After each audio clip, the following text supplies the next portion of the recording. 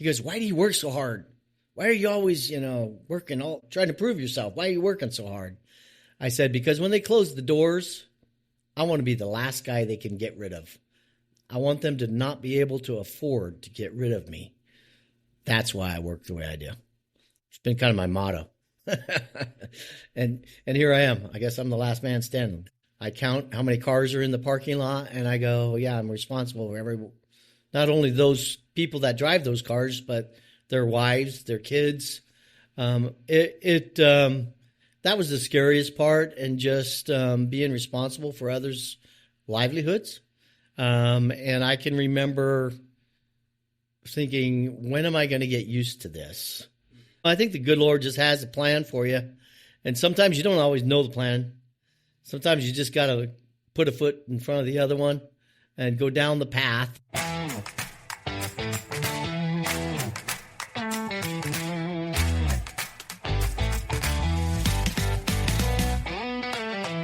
Hey there, and welcome to From the Ground Up Show, the show where we encourage and inspire the next generation of free-thinking leaders by telling the stories of those that have been there, done that, and are still getting it done, building a life that they love with their hearts, their hands, and their hustle. I am your host, Eric Loden. Thank you guys for joining us today. If you are enjoying the content, help us out. Like, share, follow, subscribe, leave us a 5-star review. The 5-star reviews help a lot moving us up in the algorithms, and that's the best way to get the show out there. Today, I am really excited to have Merv Zook joining me.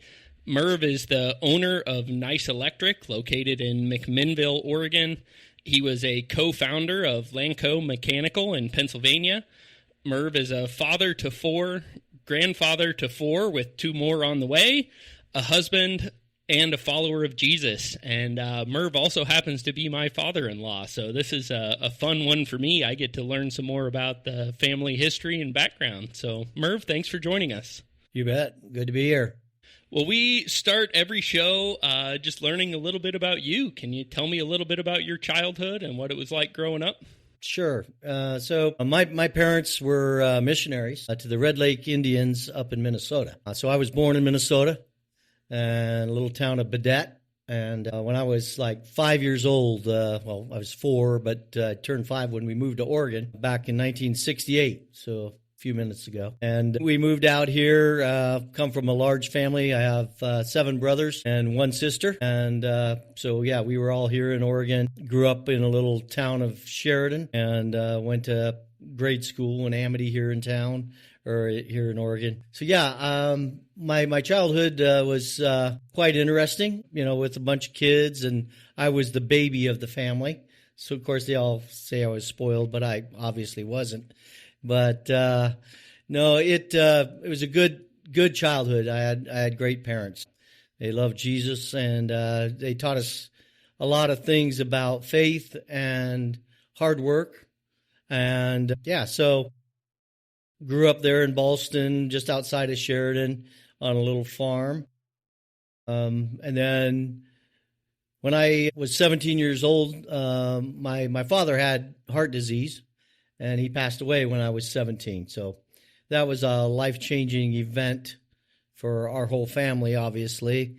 But for a 17-year-old junior in high school, it was quite traumatic. But that happened in 1981. So that was kind of my childhood growing up, the things that really stick out to me. It's good childhood. But, It seems like that hard work and entrepreneurial spirit was something in the family, because a lot of your brothers have gone on to be leaders or run businesses and have a role in leadership as well, haven't they? Yes, yeah. So almost to a person, they've been in some sort of leadership role. My brother Nathan, he owned Amcraft Cabinetry here in town. He just retired. My brother Delvin ran the retirement home, Rock of Ages, for years, and he just retired as well as CEO of Rock of Ages. I go down through the list. My oldest brother, Dave, he was a logger and a truck driver. He owned his own truck. And my brother Stan was head filer at the sawmill.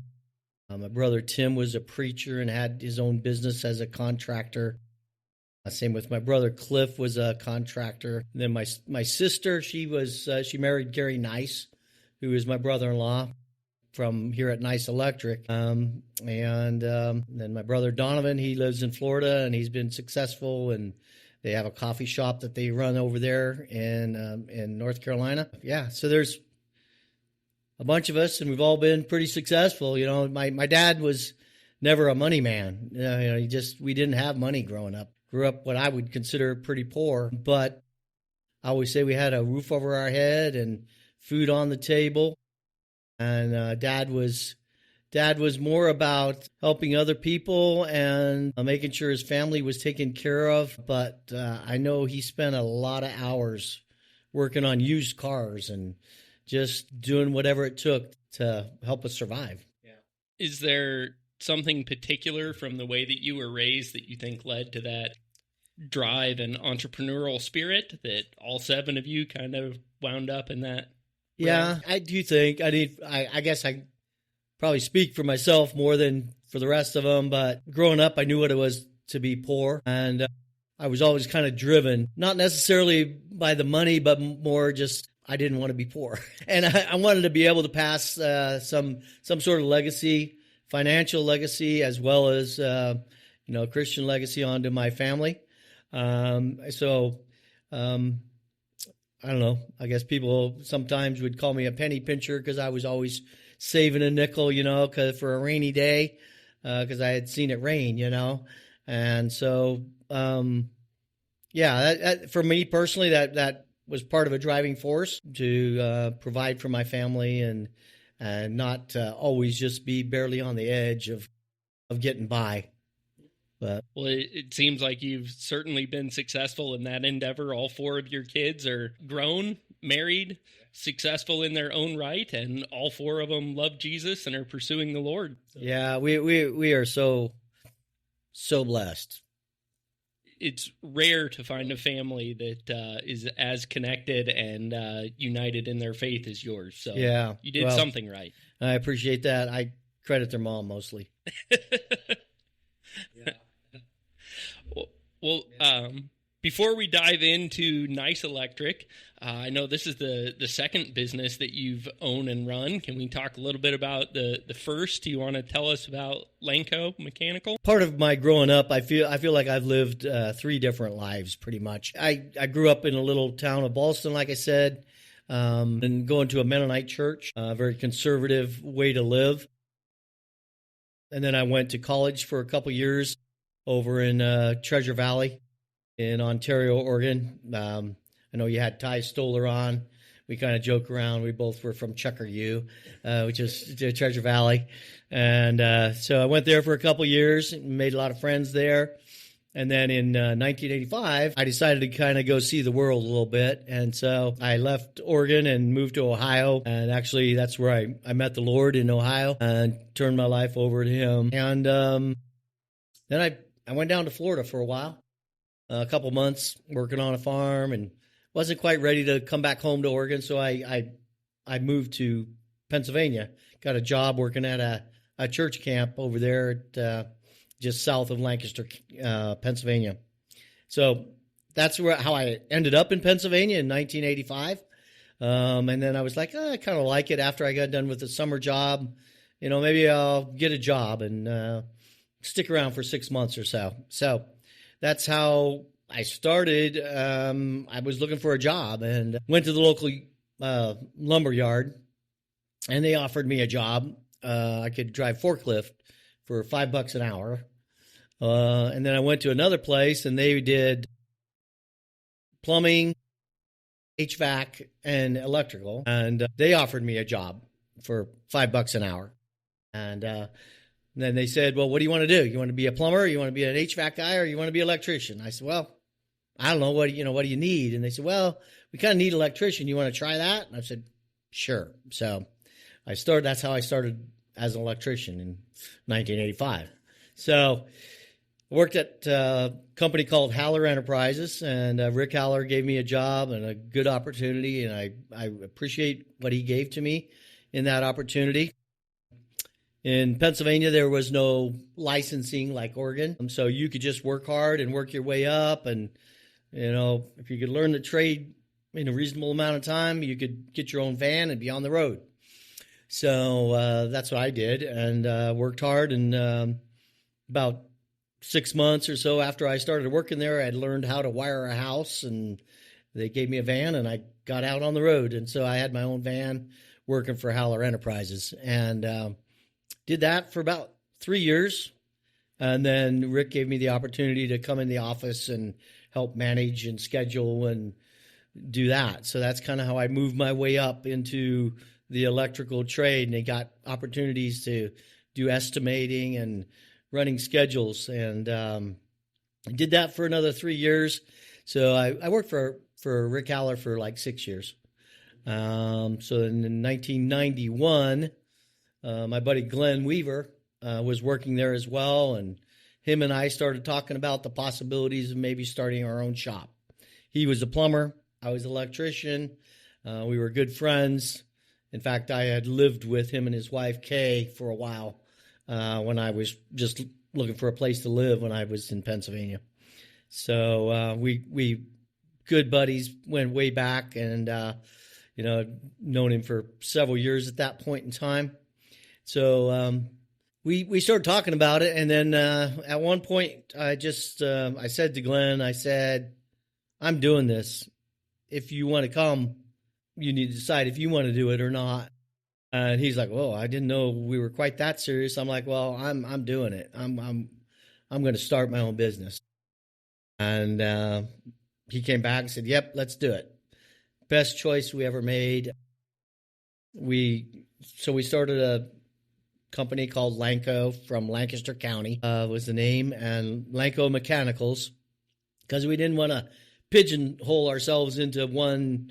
If we wanted to start an HVAC company or something, we didn't want to be like Lanco Plumbing and Electrical. We wanted to be mechanical. So that's kind of why we decided on that name. And the two of us started out, just went out and bought a van. And kind of a funny story, because Glenn, when we bought the van, Glenn took it home. We were all proud. We had a new van, and he backed the van out of his driveway and ran into his Howler Enterprises pickup truck that he still had in the driveway before, like 2 days before we quit at Howler's. And so that was unfortunate, but at least it was Glenn and not me. But that was a funny story with part of starting out. It was a little rough. We didn't have a lot of money. Borrowed some money from our, private people, and Chris is my wife's dad, my father-in-law, loaned us some money to get started, and it was kind of just a jump. Here we go. Oh man. Was there a particular incident or drive that kind of drove you to go all in, or? Yeah, I don't know. Rick had hired some new people, new management. He's changing his management style, and kind of changed the atmosphere and the format of what was going to happen at Howler's. And we went from working directly for Rick to working for Rick's right-hand man. So we weren't like... originally, we were kind of like second in command, almost like, we were partners in that we were his management team. And I wasn't a big fan. And I decided, well, I'll go be my own manager, I guess. So that's kind of how that happened. Okay. But, were there any hard feelings when you left to start your own shop? It was a little rough because, Rick had given us the opportunity, and we'd worked there for a long time. Glenn had worked there longer than me. In fact, I think Glenn was kind of the first guy that Rick hired as far as a plumbing manager. So it was not an easy transition in that regard, but it was one of those things that we just felt we needed to do for our families. And but again, I give a shout out to Rick. He was a good boss, and looking back on it, I wish it could have ended a little differently, just because of that whole dynamic of if your two top guys are leaving and all at once, So I'm sure that was some hard decisions for him to try to fill the shoes and keep things rolling. But I mean, he's built an empire out of Howler Enterprises from when we left. Yeah, he's done well. Good.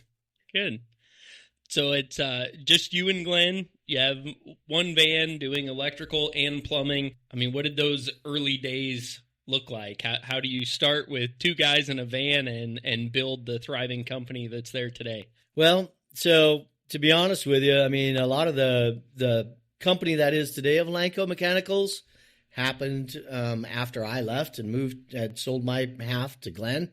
When we started out, we worked together for about 5 years, from 91 to 96. And we just worked hard. I mean, Glenn was probably more of a hard worker than I was, to be honest, in that, we worked Saturdays and we were working all the time, and we'd get home like after dark sometimes, or we'd come home and have dinner and go back out and work some more because we had to get the jobs done for the next day. Being a small business owner, especially two guys or whatever, and you've got deadlines, you got to do it. You got to make it happen. And Glenn used to always tell me, well, the Lord rested on the seventh day, not the sixth day. So we're working on Saturday. I'm like, come on, man. I got a boat. I want to go out on the river, right? But no, we made a good team, and his kids would come out and help clean up the job sites and things like that. Got a lot of good memories of working together with Glenn. Yeah. Can you tell us a little bit about the decision to sell that business and move? And you'd started that company from scratch with one of your best friends. I imagine that was a hard transition. Yeah. So when I moved to Pennsylvania, I never really intended to live there the rest of my life. I always kind of wanted to come home, back to Oregon. And even I don't regret the move, but there was a lot of times that I questioned whether it was the right move, because number one, we went from having a successful business and making a fair amount of money to moving to Oregon and being one of the workers out on the field again and having no say in the company and having just basically going to working for someone again. It was a little rough. It was just psychologically and whatnot, just kind of starting over, I would say, in a way. And, Glenn, I'd go back to visit, and Glenn would be talking about the success of the company and how, they were growing and things were happening. And we'd have conversations about, oh, well, maybe if I came back, would it look like? And we did have those conversations. And for a while it was, the door's open, you could always come back and we could always have a spot for you in Lanco, buy back in or whatever that might have looked like. But ultimately, I think in my heart, I knew that was not going to happen. But I talked to Glenn. Glenn passed away in 2020 from COVID.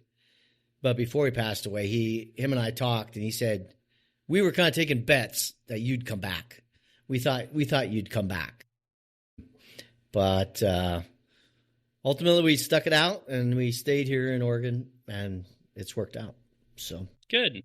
And so now, at the current time anyway, no regrets making that decision? No. I mean, I still kind of go in my head sometimes, what if you would have stayed? What would that look like? What would my life look like? What would my kids' lives look like? But, I think the good Lord just has a plan for you. And sometimes you don't always know the plan. Sometimes you just got to put a foot in front of the other one and go down the path. And when you get to the end of the journey, you look back and go, wow, that was the journey you had for me, I know some people, they have this lifelong dream and everything's going to be about what's the next step, or, I've always kind of lived my life just following the path that's in front of me. Yeah. So it's worked for me. Good deal. Yeah. So that brings us back to Oregon. Yeah. I think getting a lot closer to Nice Electric. Is that where you came to work when you moved back? Yeah. So when we moved to Oregon, I had no job. I studied like crazy in Pennsylvania because you had to pass, not when you're coming to Oregon, you have all your journeyman licensing and everything like that. And I had to document all my work hours, even though I had a business and I've been in the trade for 6 years. I couldn't just come here and say, hey, I'm an electrician, but I had to document my hours that I had studied. I had went to night school in Pennsylvania as well, and that helped. But then also, when I got here, at that time I had 2 kids and a wife and house payments and all the things, and I couldn't come and not have a job, right? So I came prepared, and as soon as I got here, I went and sat for the journeyman test within a week or two. I had set it up, and I had gotten practice tests and things like that from the state of Oregon before I ever got here. So I spent days studying before I got here. So I didn't want to fail the test and have to wait another month before I could go to work. So I studied hard and got here and passed the test on the first try, and I was very excited. And so that's kind of how we started. And then I started doing some job interviews, but the most promising one was talking to Gary Nice, my brother-in-law. But we were both a little nervous about working together because we're related, and Gary voiced those opinions that he was concerned that how's this going to look, because him and I got along great, and ultimately we decided to give it a try, and I started working for him in I think it was the beginning of August, and we had moved here at the beginning of July. Okay. Have those rules and regulations changed much? Has Pennsylvania adopted licensure for electricians? I think you do have to have some for like the cities, which I did. It was sort of like that. I don't think they've changed a whole lot. Oregon hasn't changed much. It's still tough to, not only do you have to have a journeyman license, but if you want to sign permits, or they have what they call plan reviews, where they send you plans and you have to figure out the service size and things like that. You have to have a supervisor's license to do that. And it's basically like signing off on an engineering on plans when you put your signature as a supervisor. On the electrical part, it's stamped as approved, basically. So you have to be a journeyman, apprentice for 4 years, then a journeyman working under a supervisor for 4 years. So that's 8 years in. Then you can sit for the test as a supervisor. And it's not an easy test, but it takes a lot of studying. And unfortunately, I think sometimes it does guys a disservice, because they're very smart. They do a great job. They know the trade. They can do the work. They just can't take the test. I've seen several really good tradesmen that couldn't take the test, and they just weren't allowed to do the job. It's unfortunate. That is, I think a lot of the people that wind up in the trades are very smart, talented people that just don't like the school environment and maybe don't necessarily test very well. They like working with their hands. They like getting dirty and doing stuff. And in order to do that in the electrical world, you still have to go back to school. Yeah, well, looking back on it, when I started in the trade, one of Lanco Mechanical's top guys, he struggled with dyslexia, right? So he really had a hard time just spelling the words. They were always coming out backwards. When he started working with me, I said, you're going to need to learn these words so that you can at least label the panel, and he did. He went home and he studied, and he could do it, and he could do the job really well. In fact, like I said, he's one of the top tradesmen as far as service work and whatever, problem solving, hard worker, providing for his family, doing a great job. But if he came to Oregon, they would never allow him to be an electrician. It's just parts of that just don't seem right to me. Yeah. So I know you went to college for a while and then did the job of an electrician and then sat for all the tests. Which was more difficult, the college education or the electrical education? Well, I went to college because I was going to be a pilot, and I was a pilot. And in fact, that was another job. One of my first jobs was washing airplanes and mowing the lawn around the airport. Yeah, college, some of the tests that you had to take, like your instrument ratings and your commercial ratings for flying, they were tough. I think that the trades, I don't know, they're probably similar in some of those regards. They weren't easy, and you had to study. At least I did. I wasn't smart enough to just sit there and take the test, right? I'm not that smart. Unless you're going to be a doctor, there's not many other trades that take 8 years of education either. Exactly. So, I mean, there's that.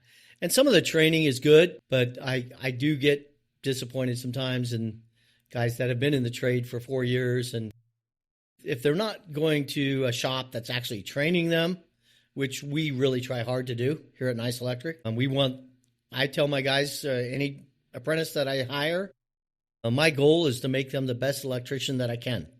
I don't want them just digging the ditch or pulling, wire when the journeyman doesn't want to do something. I want the journeyman to actually teach them how to work and do the job. That's important. And unfortunately, I think the state of Oregon, with the way it's set up, it's intended to give them a well-rounded education, but it doesn't always succeed. Okay. Yeah. Right. So you and Gary sat down, talked about some difficulties of you coming to work for him, being related, being friends, getting along well. What did that look like? How did things go with the other guys when you started? Well, I'll be honest, it was a little rough because I went from being the boss to being the grunt, the low man on the totem pole. And also I was related to the boss.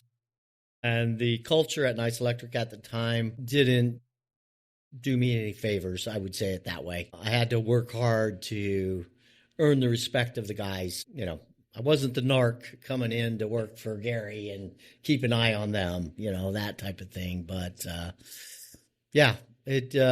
over time, some of the people that were here at that time left. Some of them are still here, and great workers, great guys. It took a lot of years of working together and learning to trust each other. But, yeah, it's worked out. But it was a little rough at first, for sure. Yeah. At what point did you think you would end up taking over Nice Electric?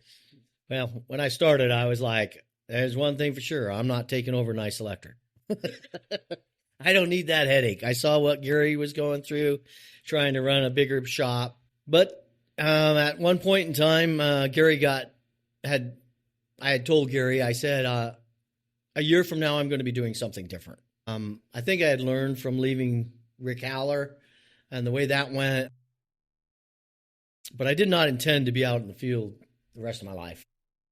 I just told Gary, I said, I don't know what that looks like, but I'm just telling you, if you want to have an opportunity to keep me here, I'm going to be doing something different in a year from now, whether that's working in the office or whatever. I don't intend to just be a journeyman working out in the field. So we talked a little bit, and then he came back to me with an offer to come in and run the office as far as running schedules, helping estimating, returning phone calls, that type of thing. So that's kind of where it started. But then Gary got real sick. Gary got cancer and went through a real tough time. In fact, he got it 2 times that he had to have treatment. And the second one, we all knew, he knew that he may not be coming back, because that's not an easy treatment and it's not 100% that you're going to come home.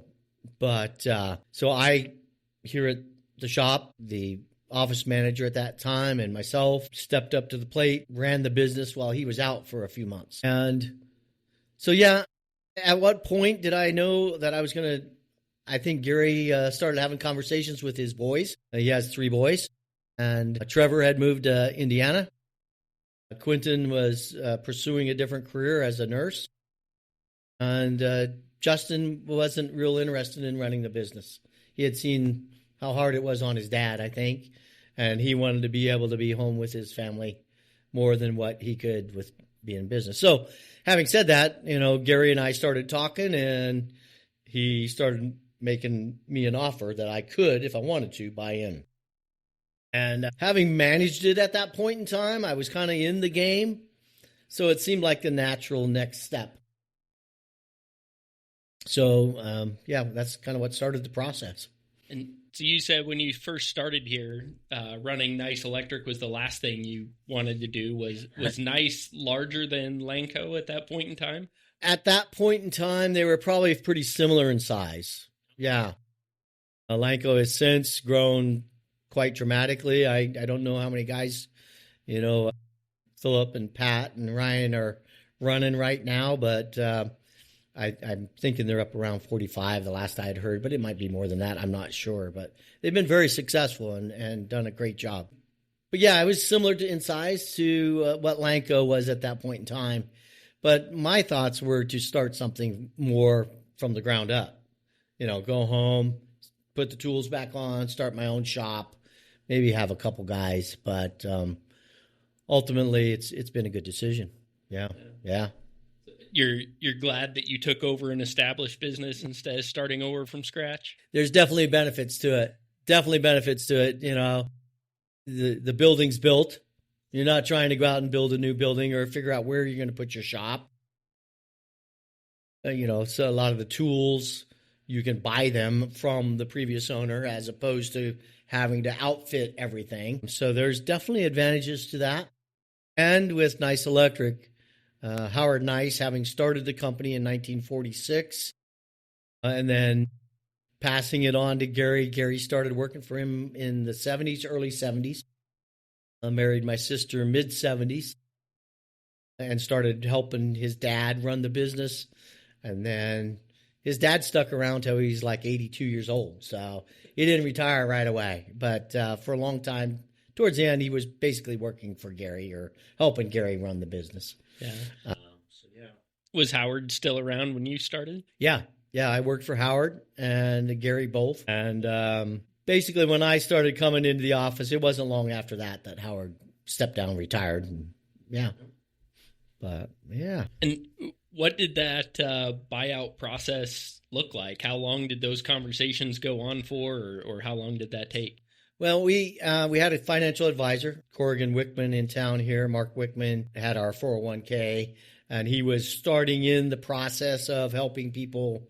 His dream was to help family businesses transition, and so we were kind of his guinea pig. We were the first ones that he really helped the whole way through the process. And so, we would meet with Mark and talk about, opportunities or challenges, or do we do the whole thing, or do we 25%, 50%? So we ended up settling on a 25% buyout. And so that was the phase one. So, I mortgaged my house. I had my house paid off at that point in time, but took out a mortgage on my house. So it was a little spooky. Yeah. But that was kind of the start of buying in and taking risks. Again, at that time, I'm like, oh, come on. But, I tell my wife, maybe I should just go be a ditch digger. Maybe that's what I should do. And she's like, well, if you did, pretty soon you'd want to be the supervisor of the ditch diggers. And then pretty soon you'd go buy a ditch digging business, because that's just who you are. And I think that's probably true. I just, couldn't let it go. That had to be a little bit nerve-wracking to go from a paid-off house and a pretty stable life to putting it all on the line a second time. Yeah, and by then we had 4 kids, and we again, I was always kind of a penny pincher. We drove cars that were secondhand cars for sure. They always worked, but they weren't pretty. And I was just it was a big deal, honestly, to start over again. But what has been the most difficult step in that process of taking over Nice Electric? When we first started, there was one of the things we decided to try to do was build a low voltage division. It was a challenge, to say the least. It took longer. It made sense to me and to Gary at the time. We talked about it, that it seemed like a built-in clientele, because a lot of people would, hey, you're building a house. Do you want a security system, or do you want a sound system, or do you need access control? All those things. So it seemed like just a built-in business, but that really had some challenges to it. getting it off the ground and getting people to realize that we had that to offer, because we never did before. So there was that. But, there was a couple times I thought about quitting it. I really did. But we've stuck with it. And now my son Dalton is running that department. And, this year he's just killing it. So we're hoping it continues. And it's actually starting after, 8-10 years here, whatever it's been that we've been doing that it's actually making the company some money. So that's the goal, right? That's a long-term investment. Yeah, for real. Yeah. At what point were you most afraid in that transition? Well, initially, there's a lot of salary that you're responsible for, your families. I count how many cars are in the parking lot, and I go, yeah, I'm responsible for not only those people that drive those cars, but their wives, their kids. That was the scariest part, and just being responsible for others' livelihoods. And I can remember thinking, when am I going to get used to this?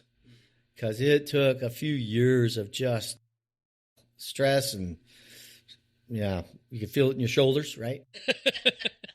But no, that was a lot of stress at first. I would say the first 2 or 3 years at least, until I got used to, okay, the cash flow's going.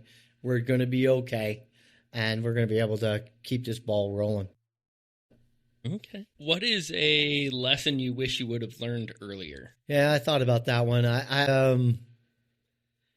don't know. I think that possibly just sometimes I wonder if I'm too patient when it comes to employees.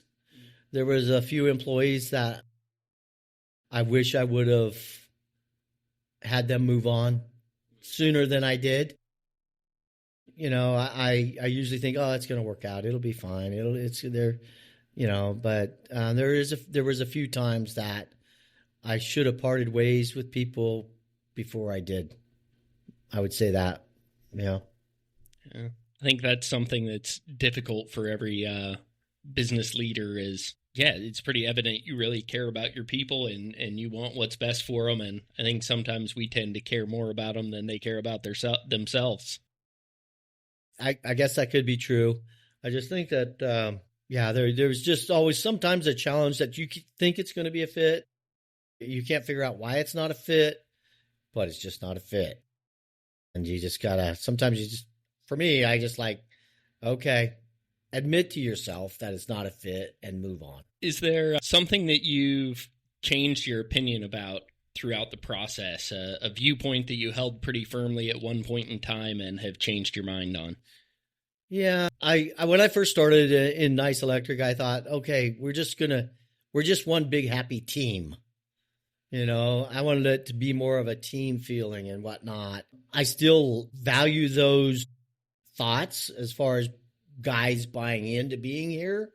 And I think we've proven over the years that they do by the longevity of the employees that we have. But it's not exactly like a team in that you still need a leader and you still need somebody to say, this is how it's going to go. We can't all have a vote, Somebody's got to say, this is how it's got to be done. And so that's one thing I learned. I had this, warm, fuzzy feeling that, it's just going to be a team and we're all just going to be buddies. And nah, sometimes you got to be the boss. And sometimes, you got to just say how it's going to be and move on. I think that's good advice for a lot of young leaders. Yeah, had a similar experience and have heard that from a lot of my middle managers as well, as they start out dreaming of the day that they have a team where everybody just works together. They all just show up and do what they're supposed to do the way they're supposed to do it, and it never happens. Yeah. So somebody's got to provide some direction. Yeah, it doesn't, even though, I guess it doesn't really matter what you're doing. Somebody's got to make a choice, How many times have you been going to go out to eat and everybody's like, well, I don't care. Somebody's got to make the decision and we got to move on. What is a major mistake that you wish you could have avoided? I think going back to that, who's on your team, you think you've got the right people in place. And when you realize you don't have the right people in place, you're doing people a disservice by keeping on just hoping that it's going to work. I have learned even with some of the apprentices over time I like to give them a chance. Guys don't know what they don't know. And when you're starting out in a trade, there's so much you don't know. But at some point, you got to go, I don't think this is going to be your job. Maybe somewhere else, maybe they can teach you better. But for me, for Nice Electric, I'm doing them a disservice by just continually hoping, oh, they'll get it. They'll get it. They'll get it. And, you're 3 years in and they're not getting it. And they wasted 3 years of their life when they should have been going back to school and being an accountant, So I think you do. Yeah, that's a mistake that I've made, I think, over the years, is not being quick enough to say, hey, is this really for you? Yeah. That's some really good advice for young leaders, I think, is I've made that same mistake a lot. You think you're doing them a favor, giving them a chance, but there's a point where they're just not going to get it, or they're not the right fit. Yeah. So, have you ever made a beneficial mistake? Something that was a mistake at the time, but in the long run, maybe turned out to be a win or taught you a valuable lesson? Well, I guess, I don't know if it's really a mistake, but moving to Oregon was a choice. And there was lots of times when I thought that, oh man, did I make the right choice? All my friends are still in Pennsylvania, and I'm struggling working here at Nice Electric with guys that don't respect me. And what's that going to look like? But in the end, it's turned out to be a good move. I had an apprentice years ago when I started here. He goes, why do you work so hard? Why are you always, working trying to, I don't know if you'd say outdo everybody, but trying to prove yourself. Why are you working so hard? I said, because when they close the doors, I want to be the last guy they can get rid of. I want them to not be able to afford to get rid of me. That's why I work the way I do. It's been kind of my motto. And here I am. I guess I'm the last man standing. I know, going back a little bit, you mentioned it was a difficult process, kind of earning the respect of the guys that were already here when you started. What was it that turned that corner? How did you go about earning their respect? Well, one of the lead guys that was working here at the time ended up getting fired from here, which shocked me because I didn't know there was any problems. Turns out there were some problems that I didn't know about because I wasn't in the office. Him leaving, and then just over time, proving myself, just being here, being steady, and being the last man standing. And, I like to think that my guys all would say that I've earned their respect. That would be what I hope they would say. Yeah.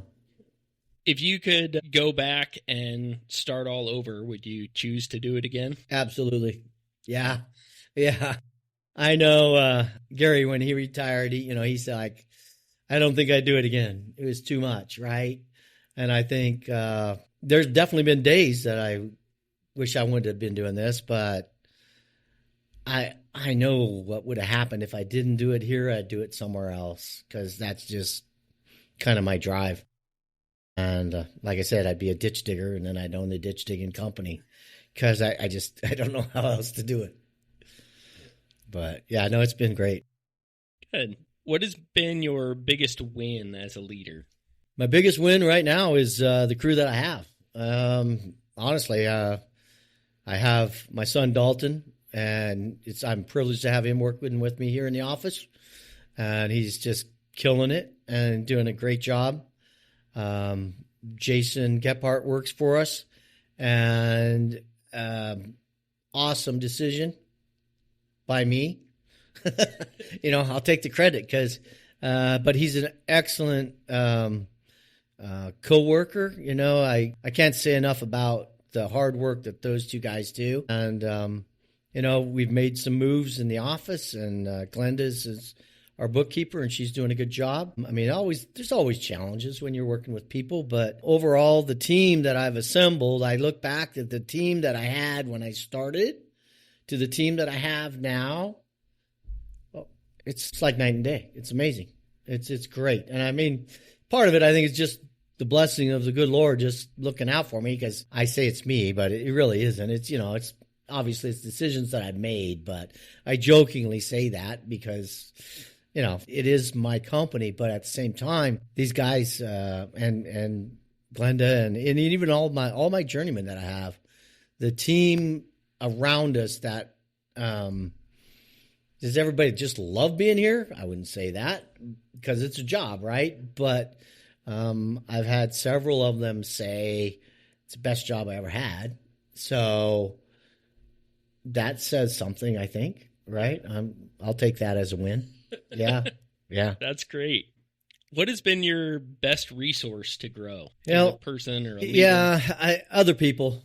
I mean, I learned so much over the years working with Gary. He was just a gentle soul, still is, great guy. I don't know anybody that has anything bad to say about Gary. He just, he's my brother-in-law, but he's also one of my really good friends. So, hanging out with him over the years, I would say the same thing. And working with Glenn, I've had 2 partnerships. People say, don't be a partner. I've had 2 of them, and they both were excellent decisions. I've been very blessed that way. But just hanging out with other good people and just learning from them, whether that's, you, my son-in-law, or my sons. Yeah, just learning from other people is mostly how I'm not a big reader. My wife is. She reads a lot, but I usually fall asleep when I read, so I can't read. But mostly just learning from others. Yeah. And I've kind of always sat on the other side of that. I've not been a big fan of partnerships. What do you think have been the secrets to being successful in the partnerships you've had? Well, I guess part of it was just being a little bit anal about being fair and honest. And, because when we had our partnership, Gary and I, we had our personal gas money and our business gas. And if I used the truck to go to the beach for the evening with my wife, I would keep track of my mileage and I would put that much gas in the truck. I just was trying to be very fair and just making sure that the other person is being respected. And I don't know exactly what it was about both of those partnerships. I think part of it, both of us, both were not only either relatives, but were good friends. I also think, like with Gary, we didn't do a lot outside of the business. We worked together. We saw each other at Thanksgiving or whatever for family gatherings, but we didn't go to the beach together. Our families didn't do stuff together. So I think having some separation, but yet respect, and that was a big one too, respecting each other and our different spots. Yeah. I'm not sure exactly what the magic was, but it worked twice, so I'll take it. It sounds like you picked the right people both times that had that mutual respect and fairness. Yeah, I think that's true. And I also think that just your faith, we both came from the same kind of background. Say what you will about growing up, Mennonite or that. We both kind of knew the mindset of that, and it's a different mindset. It's hardworking, and it's faith and honesty and all the things that, if you can't trust your partner in business, it's not exactly like being married, but it is kind of. You got to respect each other, and you got to trust each other, and you got to communicate. Well, I guess it is like a marriage. Yeah. So yeah, it fortunately worked out 2 times for me. So yeah. What motivates you to keep pushing when things get hard? Well, somebody's got to do it. Somebody's got to do it. And if you don't show up and do it when you're the boss or you're the owner, who's going to do it? right? So there's kind of that. You just gotta. I jokingly say to my wife quite often, well, it's time to go, after we've had coffee around the table in the morning or whatever, and it's time to go to work. I'm like, well, it's time to go conquer the world. Here we go. That's kind of my attitude, is just got to go out there, give it your best shot, and you got things to deal with. Let's go deal with them. And when we're done dealing with those, then we can move on. Whether they're hard or easy or whatever, just can-do attitude and never give up. Don't stop. Yeah. Comes back to, I think, one of those things you and all your siblings share in common is you don't shy away from hard things. You go right into it. Yeah. I guess that's true. Yeah. All right. Well, this is my favorite question we ask everybody. We've shared that you're a follower of Jesus. So how has that shaped your business journey or your leadership journey? Well, I think a large percentage is how I want my guys to be treated. I always say when I'm interviewing someone that I want to be treated like I treat you, and I intend to treat you with respect, with integrity. So whether that's with a customer or with my employees. I also think that just having a positive attitude and a smile on your face sometimes, showing they enjoy having you around. Over the years, I think I've gotten better at that. There was a few times in my journey that I was under the gun so much I didn't really enjoy the process. But, part of sharing, the love of Jesus is just showing people that you care. And even showing up to a customer and saying, isn't it a great day today? Isn't it awesome? And they're like, I guess so, But, just a positive attitude and trying to cheer somebody's day, I think it's important.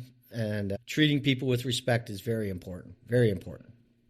But yeah, I would say those are the biggest things that it's affected. Okay. Yeah. So what's coming up next? Well, the next turn of the corner, I just turned 62. Starting to think about transitioning. They say the cemetery is full of a lot of people that thought they were indispensable. And so nobody's going to live forever, and nobody can't be replaced. And so what does that look like? Trying to set up things again that set up Nice Electric for success and my family for success. So we're working on those things. I mean, obviously on a personal level, just having wills and trusts in place and things like that, plans made. What do you want to have happen in the next journeys of life, so people know? Communicating with your family and things like that, it's very important. Yeah. You mentioned, what's best for Nice Electric to keep coming. It just occurred to me, do you feel any weight running a business that was established in the 40s and being responsible for that legacy? Yeah, a little bit. Yeah, actually quite a bit. I got a text from my brother-in-law just the other day, and he talked about how he valued working with me and how he was, to use the word proud, but happy with the way that I successfully ran the business. And he said that he thought his dad would be proud too. And wow, that's a big deal. That's a big deal to me, because I know Howard for years put in a lot of time and with little reward, almost losing the company or having to be on payments with suppliers and things like that because times were tough. And he went through a few patches of that. But ultimately, he built a reputable name, well known in the community. And so, yeah, I hope I've done a decent job of keeping that name and the reputation of Nice Electric going. Yeah. But yeah, you're right. It's a thing. Yeah. 80 years of history. That's a lot in this community. Is there anybody that you'd like to see on the show? Somebody that has an interesting story, an interesting business, or maybe works in a really unique industry that would be fun to learn about? Yeah. Well, we talked about it a little bit before we got on here, but, Ben Van Dyke. Ben, I think you ought to do it. I'd like to hear your story. So I know he's a busy man, and he kind of sits behind the scenes. He's kind of a behind the scenes kind of guy, but I over the years, I've really learned to respect Ben and, his family and his values. Yeah, I think he would be fun to listen to for an hour or so. Yeah. I agree. All right. Our last question to either fuel or settle the debate. If you have to pick a cordless tool brand, which one do you prefer? Yeah, we're Milwaukee around here. Yeah. We've went through several different brands and phases and thoughts and processes, but when I started in the trade, there were no cordless drills. So, and then I don't know if you've ever heard of it, but there was a screwdriver called the Yankee. It was like a ratchet. You push on it, and it would turn. Yeah. So for years, I had one of those, and we thought we were the cat's meow because we had a Yankee screwdriver to put the plugs in the wall. And then when I moved here, I still had my Yankee screwdriver in 1991 when we moved here, or 96. Anyways, and so, but people were like, "Oh, you got to try the cordless." I'm like, "No, I'm just as fast." Well, those days are gone. But yeah, they've totally changed the industry, that's for sure. Yeah. Well, I think with that, Milwaukee might be edging out DeWalt again. They took an early lead, and DeWalt caught up, and now they might be edging us out again. Well, thank you so much for taking the time and joining me here. It's been fun, and I got to learn a little bit, and hopefully our listeners did as well. And thank you guys for joining us here on From the Ground Up Show. Again, don't forget to like, share, follow, subscribe, all of the things. Those 5-star reviews really mean a lot to us. You can find us on YouTube. We do the full show, a video on YouTube, as well as all major podcast platforms. And if you guys want to be part of the show, if you think you'd be a good featured guest, or if you want to ask a question of one of our featured guests, please find us on our website, fromthegroundupshow.com, or on social media at From the Ground Up Show. So again, thank you, and until next time, keep grinding.